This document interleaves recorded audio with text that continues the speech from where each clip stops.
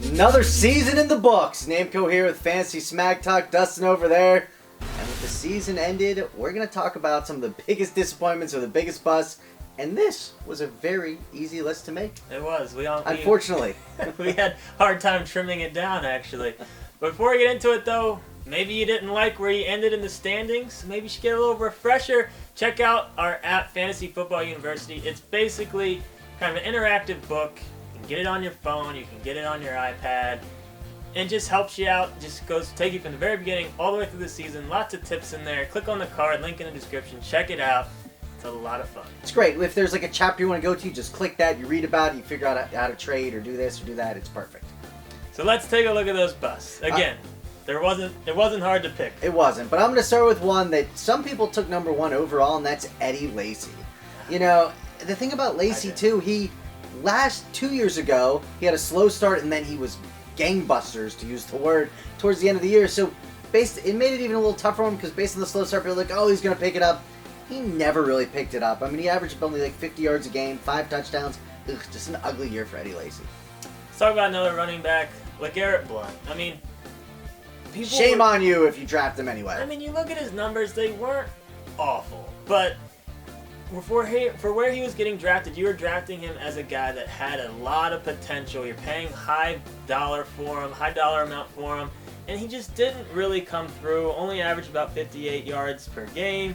He did have 7 touchdowns, but he just proved yet again you can't give... I mean, Deion Lewis ended up having more value than Blount at the beginning of the year. You can't spend a good draft pick on a Patriots running back. It's very rarely worth it. All right, next guy I'm going to talk about was a rookie, and that's Melvin Gordon. You know, the thought was they used a high draft pick on him. He comes in, he does great, he's going to get all the carries, but everyone forgets about Dustin's boy. Danny Woodhead. And Danny Woodhead played with far superior to him. And the big thing that was a knock on him, again, and you really need to note this for rookie running backs next year, is blocking. Blocking is so key. He was not a good blocker, therefore wasn't on the field that much, and therefore he scored a total of 0 touchdowns this year. Bust. Danny boy. Another running back, Marshawn Lynch. Now, we tried to pick players that weren't hurt for the whole year, because obviously they would be a bust. But Lynch only played 7 games, but even when he was playing, he wasn't the Lynch that we're used to seeing. Averaged less than 60 yards per game. He only had 3 touchdowns. It just really looks like at this point he's on the downslide of his career, and he just, as a first-round pick, didn't even come close to helping his owners out. Another guy that was in the early drafts, went in the first, then was slipping to the second, and even in the league, I've got to admit, I took him in the end of the third. Thought it was a steal, but he was there for a reason. DeMarco Murray.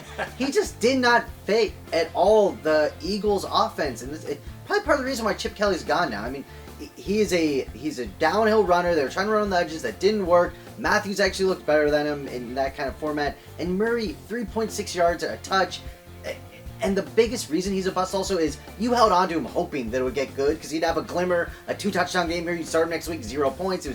He was a mess if you owned him. Next, we got the guy that went the latest in most drafts out of all the people on this list, but he was still going within the top 100 picks. A lot of people's favorite sleeper wide receiver, Charles Johnson. How he ended 2014, it just really looked like this guy was in line for a big year. He got Peterson back, he's going to take some pressure off the passing game. Everything's going to work. But, I mean, this one still has me scratching my head. I still don't necessarily know what happened. It's kind of like Cordero, but it's kind of like Cordero Patterson a couple years ago, where it looks like it's going to work, but then it just didn't. So, big bust, big disappointment for a lot of people that had high hopes for him. All my guys are running back, so I got another one for you, and that's Jeremy Hill. And I know he ended the year with 12 touchdowns, which is nice, but remember, he ended the year. He didn't get any teams into playoffs. He had an extremely slow start, then he was losing all these touches to Bernard. You know, he averaged 3.6 yards a carry only. He averaged under 50 yards a game, so the touchdowns helped him out. But Jeremy Hill, some people were taking him like 4th overall, kind of reaching, thinking this guy was going to be the next great running back, and he ain't. Bust. Jeremy Hill. Next, our only quarterback on the list, Mr. Aaron Rodgers. And this was tough, because I've always been a big fan of locking up a big quarterback early if I can, if it makes sense for where I am in the first couple rounds.